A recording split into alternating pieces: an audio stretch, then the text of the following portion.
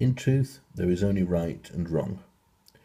Now, we all face certain situations every day, and in order to be true to those situations that we face, we must deal with them in the way that we know is right.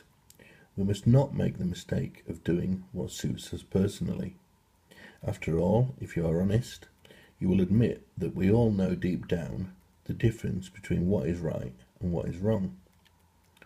So, okay, when you are being true to any situation you are facing, when you are being honest, you are actually taking your personality, yourself, out of the equation. As by being true to the situation you are facing, you will in most cases be doing what does not suit you personally.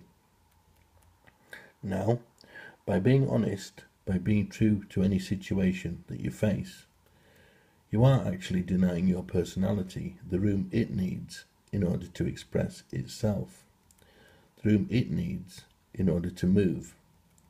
You are actually leaving no room at all for any ifs or buts. You are actually leaving no middle ground at all. So, how does your personality, yourself, actually create the room it needs in order to continue to sustain, to feed itself? As all forms of emotion require motion in order to continue to survive. Well, that is an easy one.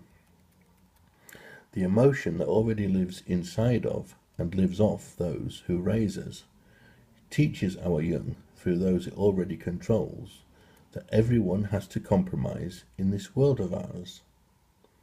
It is a lie, of course, a lie that you only come to see through after you have made the mistake of having lived a life of compromise, a life of constant ups and downs, a life riddled with bouts of unhappiness, a life of having been walked all over. Now, do you see the terrible truth in what I have just pointed out to you?